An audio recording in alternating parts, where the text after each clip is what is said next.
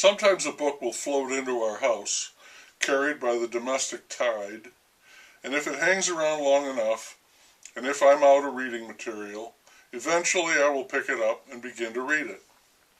That's what happened to Yes, Chef by Marcus Samuelsson.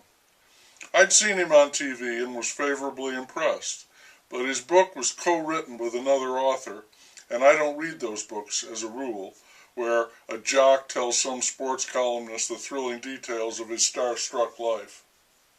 This book wasn't bad. I read the entire thing with no problem. He's led an amazing and probable life. Born in Ethiopia, he and his sister caught tuberculosis, so his mother, sick as well, carried them for days on foot to a hospital, where she died and they recovered. They were then adopted by Swedish parents. He wanted to be a professional soccer player.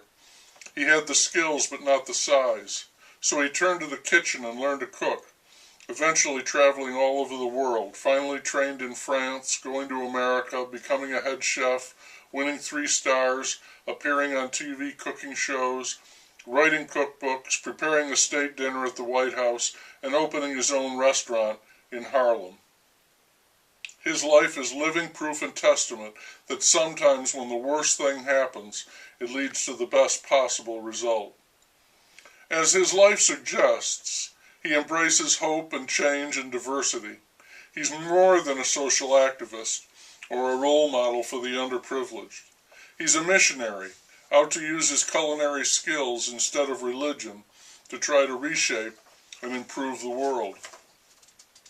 His restaurant in Harlem, the Red Rooster, is the focus and full expression of his beliefs and hope for a better world, from the strong and exotic flavors in the food to insisting on total racial and gender equality in his staff. He was blocked in career advancement in several instances solely because of his race, so he seizes every opportunity to promote racial inclusion. He found among the waitstaff that he was successful with black women and black gay men, but he was having trouble keeping young straight black men on the payroll. He cited the case of one young man, 21, named Dwayne, saying that he seemed to have great potential, but his shirt would be wrinkled, or he'd be late, or he'd wear sneakers instead of the required shoes. Samuelsson put Dwayne on probation, but it did no good. He did not want to fire him, but eventually he had no choice. Dwayne just wasn't working out, and Samuelsson wasn't about to subvert the entire operation for the sake of one recalcitrant individual. The kitchen system doesn't work that way.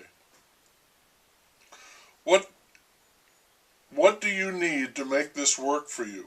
He asked the young man, and received this reply. It's too much.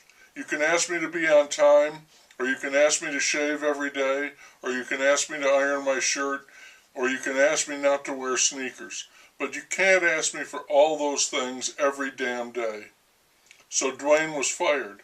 Losing a soul like that hurt Samuelsson more than just an employer having to find a replacement for a worker who didn't pan out.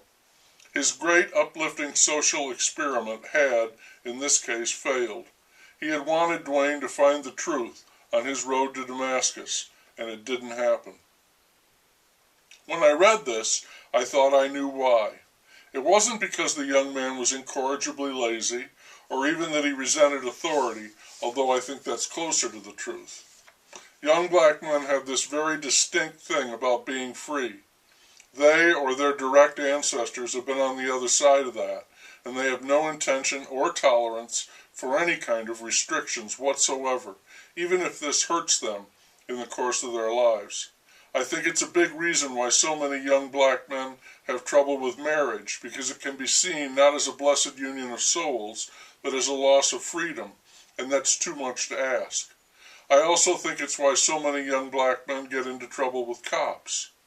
So, oddly enough, young black men will make poor choices, and even ruin their lives, all in defense of what is most vital to them, their freedom. So they are free, but unsuccessful in the society, sitting at the dock of the bay.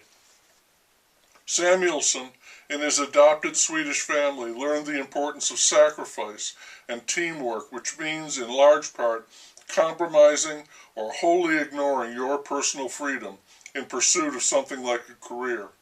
That is precisely the meaning of Yes, Chef. For many young black men, this is a lesson they never learned. For them, freedom is paramount, and anything that challenges that must be repulsed. No, Chef.